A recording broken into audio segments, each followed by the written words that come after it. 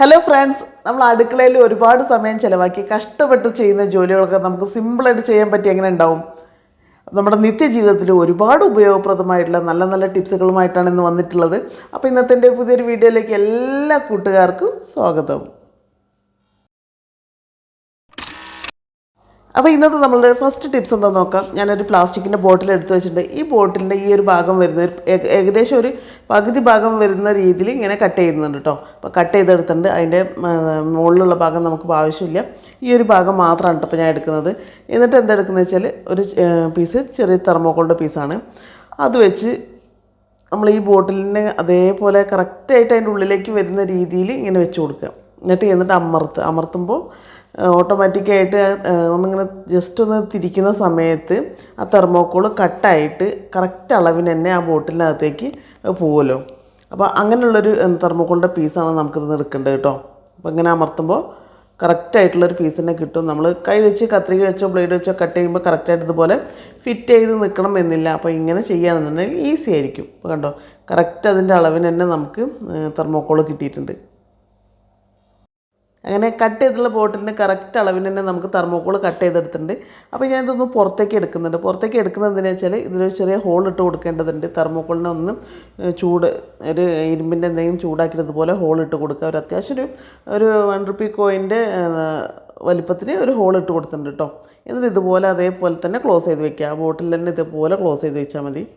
പിന്നെ ഇനി നമുക്കിത് എടുക്കേണ്ട ആവശ്യം വരില്ല കേട്ടോ. എപ്പോഴെപ്പോഴും എടുക്കേണ്ട ആവശ്യമില്ല.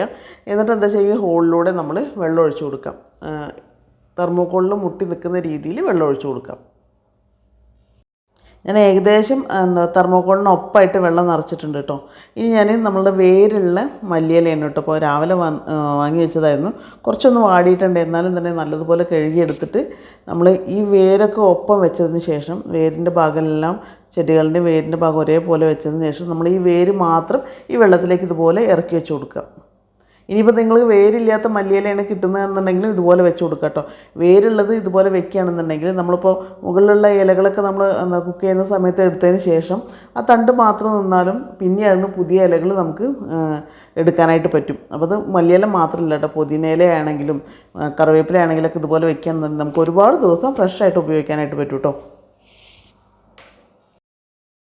അടുത്ത ടിപ്സ് എന്താ നോക്കാം. നമ്മൾ ചെറുനാരങ്ങ നീര് പിഴിഞ്ഞെടുക്കുന്ന സമയത്ത് അതിന് നടുഭാഗത്ത് ഇങ്ങനെ ഇതുപോലെയല്ലേ നമ്മൾ കട്ട് ചെയ്യാറുള്ളത്.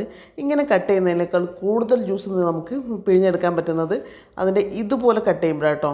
ഇതുപോലെ വെച്ചിട്ട് ഇങ്ങനെ കട്ട് ചെയ്ത് കഴിഞ്ഞാൽ 4 ഭാഗത്തും നമുക്ക് 4 പീസ് കിട്ടും. പിന്നെ സെൻറ്ററിലുള്ള ഒരു ഭാഗം വേണമെങ്കിലും അതൊന്നും നമുക്ക് ജ്യൂസ് എടുക്കാനായിട്ട് പറ്റും കേട്ടോ. അപ്പോൾ ഇതുപോലെ നീളത്തിൽ കട്ട് ചെയ്തിട്ട് നിങ്ങൾ ജ്യൂസ് എടുത്ത് നോക്കൂ. ആ ചെറുനാരങ്ങയിലുള്ള എല്ലാ ജ്യൂസും അതിൻ്റെ ഓരോ സെല്ലുകൾക്കകത്തുള്ള ജ്യൂസും നമുക്ക് ഈസി ആയിട്ട് പിഴിഞ്ഞെടുക്കാനായിട്ട് പറ്റും.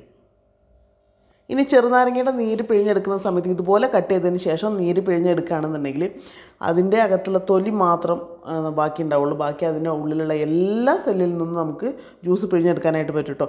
ഇനി എന്താണെന്ന് വെച്ചാൽ ഈ തൊലി നമ്മളിപ്പോൾ കളയുന്നില്ല. ഇത് വെച്ചിട്ടൊരു ചെറിയ ടിപ്സും കൂടി ഉണ്ട്, പറഞ്ഞു തരാവേ. ഇനി അടുത്തൊരു ടിപ്സ് എന്താണെന്ന് നോക്കാം.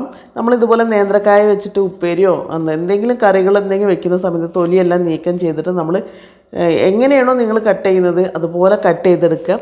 കട്ട് ചെയ്തെടുത്ത് കഴിഞ്ഞാലും തന്നെ കുറച്ച് സമയം വെള്ളത്തിലിട്ട് വെച്ചില്ല എന്നുണ്ടെങ്കിൽ അത് കറുത്ത് പോവാറുണ്ട്.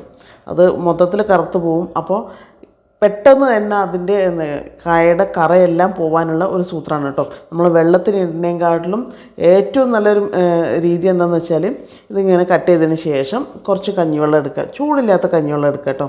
കുറച്ച് കട്ടിയുള്ള കഞ്ഞിവെള്ളം ആണെങ്കിൽ തന്നെ കുറച്ച് വെള്ളം മിക്സ് ചെയ്തിട്ട് കുറച്ച് കഞ്ഞിവെള്ളം എടുക്കുക. എന്നിട്ട് നമ്മളിങ്ങനെ കട്ട് ചെയ്തിട്ടുള്ള ഈ കായയുടെ കഷ്ണങ്ങളൊക്കെ നമ്മൾ അതിലേക്ക് ഇട്ട് കൊടുക്കുക. കുറച്ച് സമയം വെക്കുമ്പോൾ തന്നെ അതിന് കളറൊക്കെ ചേഞ്ച് ആയിട്ട് കേട്ടോ. കഞ്ഞിവെള്ളത്തിൻ്റെ കളറൊക്കെ മാറി കായത്തെ കറയൊക്കെ ഈ വെള്ളത്തിൽ വന്നിട്ടുണ്ട്. അപ്പോൾ ഇനി അടുത്തൊരു ടിപ്സ് എന്താ നോക്കാം. ഞാൻ ഈ നേന്ത്രക്കായ കട്ട് ചെയ്യുന്ന സമയത്ത് എൻ്റെ വിരലിൽ ഇതുപോലെ കറ വന്നിട്ടുണ്ട് കേട്ടോ. ഇനി നിങ്ങൾ ഏത് പച്ചക്കറി നിങ്ങൾ അരിയുന്ന സമയത്ത് കറ വന്നു കഴിഞ്ഞാൽ ഇതുപോലെ ചെറുനാരങ്ങയുടെ തൊലി ഇല്ലെങ്കിൽ കുറച്ച് ഉപ്പ്, ഞാൻ കുറച്ച് പൊടിയുപ്പ് ചേർത്തിട്ടുണ്ട്. ഇത് നമ്മൾ വെച്ച് ഇങ്ങനെ ഉരയ്ക്കുന്ന സമയത്ത് വെറുതെ ഒന്ന് തേക്കുന്ന സമയത്ത് തന്നെ ആ കറ പോകുന്നതാണ് കേട്ടോ. അപ്പോൾ പച്ചക്കറീൻ്റെ ഏത് കറിയാണെങ്കിലും നമ്മുടെ കയ്യിൽ പെട്ട് കഴിഞ്ഞാൽ ഇതുപോലെ ലെമണിൻ്റെ തൊലിയിൽ കുറച്ച് ഉപ്പ് വെച്ചിട്ട് തേച്ച് കഴിഞ്ഞാൽ മതി. നല്ല ക്ലീനായി കിട്ടും. സ്പോട്ടിൽ അത് പോകുന്നതാണ്. നമ്മൾ ഒരുപാട് വെച്ച് ഉരച്ചുണ്ടാക്കേണ്ട ആവശ്യമൊന്നുമില്ല. ഒന്ന് വെച്ച് തൊട്ടുമ്പോൾ തന്നെ പോകും കേട്ടോ. അപ്പോൾ ഇതുപോലെ ഒന്ന് ട്രൈ ചെയ്ത് നോക്കൂ. നമ്മൾ കട്ട് ചെയ്യാൻ ഉപയോഗിച്ചുള്ള കത്തിയിലും നമ്മൾ ഇതുപോലെ ചെയ്ത് കൊടുക്കുക. നല്ലതുപോലെ നമ്മുടെ കയ്യിൽ പെട്ട പോലെ തന്നെ കറ കത്തിയിലും ഉണ്ടാവും. അപ്പോൾ അതുപോലെ ആ ഒരു തൊലി വെച്ചിട്ട് കത്തിയിലും തുടച്ച് കഴിഞ്ഞാൽ അതിലുള്ള കറയും പോയി കിട്ടും കേട്ടോ. അപ്പോൾ ഇനി അടുത്ത എന്താ നോക്കാം. നമ്മുടെ വീട്ടിൽ എപ്പോഴുള്ളതാണ് ഇതുപോലത്തെ പ്ലാസ്റ്റിക് കവറുകൾ ഉണ്ടാവുമല്ലോ. നമ്മൾ ആവശ്യം കഴിഞ്ഞിട്ട് ഒഴിവാക്കാനായിട്ട് മാറ്റി വയ്ക്കുന്ന ഈ ഒരു സംഭവം ഉണ്ടെങ്കിൽ നമുക്ക് കിച്ചണിൽ ഒരുപാട് നിന്നിട്ട് നമ്മൾ കഷ്ടപ്പെട്ട് ചെയ്യുന്ന കുറച്ചധികം പണികളുണ്ട്. അതിൽ 1-2 പണികൾ നമുക്ക് സിമ്പിളാക്കിയിട്ട് പെട്ടെന്ന് തീർത്തിട്ട് നമ്മളെ ജോലി തീർത്തിട്ട് നമുക്ക് പോകാനായിട്ട് പറ്റും കേട്ടോ. അത് എന്താണെന്ന് വെച്ചാൽ നമുക്ക് ചപ്പാത്തി പരത്താനാണെങ്കിലോ ഇനി പത്തിരി പരത്താം. നമുക്കിപ്പോൾ നോമ്പ് കാലമൊക്കെ ആയിക്കഴിഞ്ഞാൽ നമുക്ക് ദിവസവും പത്തിരി വേണം. അപ്പോൾ ആ ടേസ്റ്റുള്ള പത്തിരിക്ക് വേണ്ടി നമ്മൾ ഒരുപാട് കഷ്ടപ്പെടണം. ഒരുപാട് നിന്ന് പരത്തി എടുത്ത് നമ്മൾ ഓരോന്നായിട്ട് ചുട്ടെടുക്കണം. അപ്പോൾ ഈ പരത്തി എടുക്കുന്ന ജോലി നിങ്ങൾക്ക് ഏറ്റവും സിമ്പിളാക്കി മാറ്റുന്ന ഒരു മെത്തേഡാണ് കേട്ടോ നിങ്ങളുമായിട്ട് ഷെയർ ചെയ്യുന്നത്. എന്നിട്ട് ഈ കവർ നമുക്ക് കട്ട് ചെയ്യണം കേട്ടോ. അപ്പോൾ കട്ട് ചെയ്യുന്ന വീഡിയോ ക്ലിപ്പ് എൻ്റെ കയ്യിൽ നിന്ന് മിസ്സായി പോയതാണ്. അപ്പോൾ ഒരു കവറിൽ നിന്ന് 2 പീസാക്കിയിട്ട് ഇതുപോലെ സ്ക്വയർ പീസാക്കി കട്ട് ചെയ്തെടുത്തിട്ടുണ്ട്. നമ്മൾ ഹാങ് ചെയ്യുന്ന ഭാഗവും താഴ്ഭാഗവും കട്ട് ചെയ്ത് കഴിഞ്ഞാൽ നമുക്കിതുപോലെ ഓരോരോ ഷീറ്റായിട്ട് ഒരു കവറിൽ നിന്ന് 2 പീസ് കിട്ടും. അപ്പോൾ ഇനി നമ്മൾ എന്താ ചെയ്യുന്നത് വെച്ചാൽ ആദ്യം ഞാൻ ചപ്പാത്തി ഉണ്ടാക്കുന്നത് എങ്ങനെ കാണിച്ചു തരാം കേട്ടോ. സിമ്പിളായിട്ട് നമുക്ക് ചപ്പാത്തി പരത്താനറിയാത്തവർക്കും ഇനി ചപ്പാത്തി പരത്തുന്നവർക്ക് അത് ബുദ്ധിമുട്ടുള്ളൊരു ജോലി ആയത് കാരണം തന്നെ പെട്ടെന്ന് നമ്മളൊരു 2 ചപ്പാത്തി പരത്തുന്ന സമയം കൊണ്ട് നിങ്ങൾക്ക് 10 ചപ്പാത്തി റെഡി ആയി കിട്ടും കേട്ടോ. അപ്പോൾ അതിനായിട്ട് ചപ്പാത്തി മാവ് ഞാൻ കുഴച്ച് വെച്ചിട്ടുണ്ട്. ഇനി എന്താ ചെയ്യുന്നത് വെച്ചാൽ നമ്മൾ ഈ കവറിന് മുകളിലേക്ക് കുറച്ച് ഒരല്പം ഓയിൽ, കവറായത് കാരണം തന്നെ നമ്മൾ ഈ മാവ് ഒട്ടിപ്പിടിക്കാൻ ചാൻസ് ഇല്ല. എന്നാലും നമ്മളൊരു സേഫ്റ്റിക്ക് വേണ്ടിയിട്ട് കുറച്ച് ഓയിൽ ഇതുപോലെ ഒന്ന് സ്പ്രെഡ് ചെയ്ത് കൊടുക്കുന്നുണ്ട് കേട്ടോ. ഇങ്ങനെ എണ്ണ തടവിയതിന് ശേഷം നമ്മൾ ചപ്പാത്തി മാവ് റൗണ്ടാക്കിയിട്ട് ഇതുപോലെ ജസ്റ്റ് ഒന്ന് കൈ വെച്ചിട്ട് ഒന്ന് റൗണ്ട് ചെയ്തതിന് ശേഷം അതിന് മുകളിലേക്ക് വെച്ച് കൊടുക്കുക. എന്നിട്ട് വേറൊരു കവർ എടുത്തിട്ട് ഇതുപോലെ ആ ചപ്പാത്തിയുടെ മുകളിൽ വയ്ക്കാം. എന്നിട്ട് ഈ കവറിൻ്റെ മുകളിലും കുറച്ച് നമുക്ക് എണ്ണ തടവി കൊടുക്കാം. അതുകൊണ്ടോ അപ്പോൾ അതിന് മുകളിൽ അമർത്തി വെച്ചിട്ടുണ്ട്. ഇനി ഒരല്പം എണ്ണ തടവിയതിന് ശേഷം പിന്നെയും നമ്മൾ ആദ്യം വെച്ചിട്ടുള്ള ചപ്പാത്തിൻ്റെ നേരെ മുകളിലായിട്ട് തന്നെ നമ്മൾ വേറൊരു ചപ്പാത്തീൻ്റെ മാവും അതുപോലെ ഒന്ന് ചെറുതായിട്ടൊന്ന് റൗണ്ട് ചെയ്തതിന് ശേഷം അതിൻ്റെ മുകളിലേക്ക് വെച്ച് കൊടുക്കാം. എന്നിട്ട് അതേപോലെ തന്നെ വേറൊരു കവർ വയ്ക്കുക. എന്നിട്ട് ലൈറ്റായിട്ടൊന്ന് എണ്ണ തടവുക.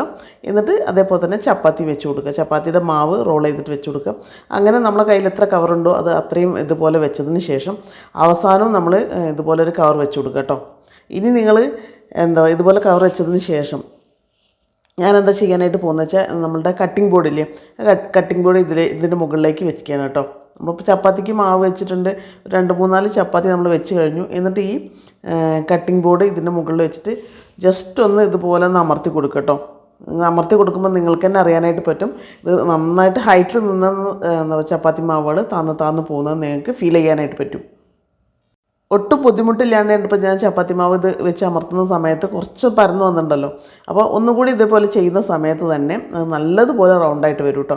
അപ്പോൾ നമ്മൾ ഒരേ സമയം തന്നെ ഒരുപാട് ചപ്പാത്തി പരത്തിയെടുത്തതാണ് കേട്ടോ. അപ്പോൾ ഞാൻ കട്ടിംഗ് ബോർഡ് മാറ്റിയിട്ട് നമ്മൾ കവറുകൾ ഓരോന്നായി എടുത്ത് മാറ്റി കഴിഞ്ഞാൽ അറിയാൻ പറ്റും എല്ലാ ചപ്പാത്തിയും നല്ലതുപോലെ നൈസായിട്ട് പരത്തിയെടുത്തിട്ടുണ്ട്. നമ്മൾ കൈ വെച്ചിട്ട് നമ്മൾ എത്ര സമയം ഇത് റോൾ ചെയ്യണം ഓരോ ചപ്പാത്തി നമ്മൾ പരത്തിയെടുക്കാനായിട്ടും തന്നെ നമുക്ക് ഒരുപാട് സമയം വരില്ലേ. അപ്പോൾ കണ്ടോ, നോക്കി നോക്കൂ, നല്ല നൈസായിട്ട് നല്ല റൗണ്ട് ഷേപ്പിൽ തന്നെ നമുക്ക് ചപ്പാത്തി കിട്ടിയിട്ടുണ്ട് കേട്ടോ. അപ്പോൾ ഇനി ചപ്പാത്തി ഉണ്ടാക്കുന്ന സമയത്ത് ഇതുപോലെ ഒന്ന് ട്രൈ ചെയ്ത് നോക്കൂ കേട്ടോ. നമ്മൾ ചപ്പാത്തി പരത്തുന്ന ഒരു അല്പം വ്യത്യാസത്തോട് കൂടിയിട്ടാണ് ഇനി പത്തിരി പരത്തിയെടുക്കാനായിട്ട് പോകുന്നത്. അതിനായിട്ട് പത്തിരി ഞാൻ മാവെല്ലാം കുഴച്ച് റെഡിയാക്കി വെച്ചിട്ടുണ്ട്. അപ്പോൾ ഇതുപോലെ റൗണ്ടാക്കിയും വെച്ചിട്ടുണ്ട് കേട്ടോ. ഇനി എന്താ ചെയ്യേണ്ടതെന്ന് വെച്ചാൽ നമ്മളുടെ കട്ട് ചെയ്ത് വെച്ചിട്ടുള്ള കവറുകൾ എടുക്കുക. എന്നിട്ട് ഒരു കവറിൻ്റെ മുകളിലേക്ക് നമ്മൾ പത്തിരി പരത്തുന്ന സമയത്ത് നമ്മൾ എണ്ണ ഇട്ടിട്ടല്ലല്ലോ സാധാരണ പരത്താറുള്ളത്, ഇതുപോലെ പൊടി സ്പ്രെഡ് ചെയ്തിട്ടല്ലേ. അപ്പോൾ എന്നിട്ട് ഇങ്ങനെ പൊടി ഇട്ട് കൊടുത്തിട്ട് ഈ മാവ് നമ്മൾ സാധാരണ പത്തിരിക്ക് മാവ് എങ്ങനെയാണ് വെക്കുന്നത്, നമ്മൾ പ്രസ്സിങ്ങിലൊക്കെ ആണെങ്കിൽ തന്നെ നമ്മൾ കുറച്ചൊരല്പം പൊടിയോ അല്ലെങ്കിൽ എന്തെങ്കിലും ഇട്ടിട്ടല്ലേ. ചില ആളുകൾ പ്രസ്സിലാണെന്നുണ്ടെങ്കിൽ അല്പം എണ്ണ തടവും. ഇപ്പോൾ ഇത് നമ്മൾ എണ്ണ തടവുന്നില്ല, പൊടിയാണ് ഇട്ട് കൊടുക്കുന്നത് കേട്ടോ. എന്നിട്ട് മാവ് ഇതുപോലെ വെച്ച് കൊടുക്കുക. നമ്മൾ ആദ്യം ചപ്പാത്തിക്ക് വെച്ച് അതേപോലെ തന്നെ വെച്ച് കൊടുക്കുന്നുണ്ട്. ഇനി എന്നിട്ട് മറ്റൊരു കവർ ഇതിൻ്റെ മുകളിലേക്ക് വെക്കുക. എന്നിട്ട് അതിൻ്റെ മുകളിലും കുറച്ച് പൊടി ഇട്ട് കൊടുക്കുക. നമ്മൾ ആദ്യം ചെയ്ത പോലെ തന്നെ കവർ വെച്ച് കൊടുക്കുക, എന്നിട്ട് മാവ് വയ്ക്കുക, അങ്ങനെ പൊടി ഇട്ട് കൊടുക്കുക, കവർ വയ്ക്കുക. അങ്ങനെ അതേപോലെ നമ്മൾ എത്ര കവറുണ്ടോ അത് ഇതുപോലെ വെച്ച് കൊടുക്കുക കേട്ടോ. ഒന്നിൻ്റെ മുകളിൽ വരുന്ന രീതിയിൽ തന്നെ വയ്ക്കാം. ഒന്ന് താഴെ ഒന്ന് മുകളിലായിട്ട് നിൽക്കരുത്, ഒന്നിൻ്റെ മുകളിൽ തന്നെ ആയിരിക്കണം മാവുകൾ ഓരോന്നും. ഇതുപോലെ വെച്ച് കൊടുക്കുക. എന്നിട്ട് ഏറ്റവും ലാസ്റ്റ് ഒരു കവറും കൂടി വെച്ച് കൊടുത്തിട്ട് ഇനി നമ്മൾ ആദ്യം ചെയ്ത പോലെ തന്നെ നിങ്ങൾ നമ്മളുടെ കട്ടിംഗ് ബോർഡോ അല്ലെങ്കിൽ നമ്മൾ ചപ്പാത്തി പരത്തുന്ന അതിൻ്റെ പലകയൊക്കെ ഉണ്ടാവില്ലേ, അതായാലും മതി. ഇതുപോലെ വെച്ച് കൊടുത്ത് അമർത്തി കൊടുക്കുക. നമ്മളത് അമർത്തുന്ന സമയത്ത് തന്നെ ചപ്പാത്തി മാവല്ല പത്തിരി മാവ് താഴ്ന്നു പോകുന്നത് നമുക്ക് ഫീൽ ചെയ്യാനായിട്ട് പറ്റും. നിങ്ങൾക്ക് പത്തിരി ഇതുപോലെ അമർത്താൻ പറ്റുന്നില്ല എന്നുണ്ടെങ്കിൽ ഈ കവറിൻ്റെ മുകളിലേക്ക് നമുക്ക് ഇതുപോലെ ചപ്പാത്തി റോൾ എടുത്തിട്ട് നന്നായിട്ട് ജസ്റ്റ് നമ്മൾ ചപ്പാത്തിക്കോ അല്ലെങ്കിൽ പത്തിരിക്കൊക്കെ ഒന്ന് പരത്തിയെടുക്കില്ലേ, അതുപോലെ ഒന്ന് ജസ്റ്റ് ഒന്ന് ചെയ്ത് കൊടുത്താൽ മതി. ഒരേ സമയം തന്നെ എല്ലാ പത്തിരിയും നമുക്ക് പരത്തിയെടുക്കാൻ പറ്റും കേട്ടോ. ഞാൻ ഈ റോള് ഉപയോഗിക്കാണ്ടാണ് ഈ പത്തിരിയും ചപ്പാത്തിയും പരത്തിയിട്ടുള്ളത്. അപ്പോൾ ഞാൻ ജസ്റ്റ് പറഞ്ഞു എന്ന് മാത്രം. ഇത് നിങ്ങൾക്ക് അത് ചെയ്യാൻ ബുദ്ധിമുട്ടുണ്ടെങ്കിൽ മാത്രം എല്ലാതും ഇതുപോലെ അടുക്കി വെച്ചതിന് ശേഷം ഈ ഒരു റോള് വെച്ചിട്ട് ഒന്ന് റോൾ ചെയ്ത് കൊടുത്താൽ മതി. അപ്പോഴും ഇതേപോലെ തന്നെ നമുക്ക് ഒരുപാട് പത്തിരി ഒരേ സമയം പരത്തിയെടുക്കാൻ പറ്റും കേട്ടോ. ഞാനിപ്പോൾ പ്രസ് ചെയ്തിട്ട് എല്ലാ പത്തിരിയും പരത്തി എടുത്തിട്ടുണ്ട്. അപ്പോൾ നമുക്ക് ഒന്നൊന്നായിട്ട് എടുത്ത് നോക്കാം. നമ്മൾ നേരത്തെ ചപ്പാത്തി എടുത്ത് അതേപോലെ തന്നെയാണ് കേട്ടോ. നല്ല നൈസായിട്ട് കിട്ടിയിട്ടുണ്ട്. എല്ലാ പത്തിരിയും ഒരേപോലെ കറക്റ്റ് റൗണ്ടായിട്ട് അല്ലെങ്കിലും തന്നെ എന്നാലും നല്ല രീതിയിൽ നമുക്ക് പത്തിരി പരത്തിയെടുക്കാനായിട്ട് പറ്റിയിട്ടുണ്ട്. അപ്പോൾ ഈ ഒരു നോമ്പ് കാലത്ത് നിങ്ങളുടെ ഒരുപാട് ജോലികൾക്കിടയിൽ ഈ ഒരു പത്തിരി പരത്തുക എന്നുള്ള വലിയൊരു ജോലി ഉണ്ടല്ലോ, അതിൽ കുറച്ചൊരു ആശ്വാസം ആവുമെന്ന് ഞാൻ വിചാരിക്കുന്നു. അപ്പോൾ ഇന്നത്തെ വീഡിയോ ഇത്രയേ ഉള്ളൂ. ഈ ഒരു വീഡിയോ നിങ്ങൾക്ക് യൂസ്ഫുൾ ആണ് തോന്നുകയാണെന്നുണ്ടെങ്കിൽ നിങ്ങളുടെ ഫ്രണ്ട്സ് ആൻഡ് ഫാമിലിക്ക് കൂടി ഒന്ന് ഷെയർ കൂടി ചെയ്ത് കൊടുക്കുക കേട്ടോ. വീഡിയോയെക്കുറിച്ചുള്ള നിങ്ങളുടെ അഭിപ്രായങ്ങൾ കമൻറ്റ് ബോക്സിൽ അറിയിക്കുക, ലൈക്ക് ചെയ്യുക. അതോടൊപ്പം തന്നെ സബ്സ്ക്രൈബ് ചെയ്യാത്ത കൂട്ടുകാരെ കാണുന്നുണ്ടെങ്കിൽ ഒന്ന് സബ്സ്ക്രൈബ് ചെയ്ത് സപ്പോർട്ട് കൂടി ചെയ്യുക. മറ്റൊരു നല്ലൊരു വീഡിയോ ആയിട്ട് നമുക്ക് വീണ്ടും കാണാം.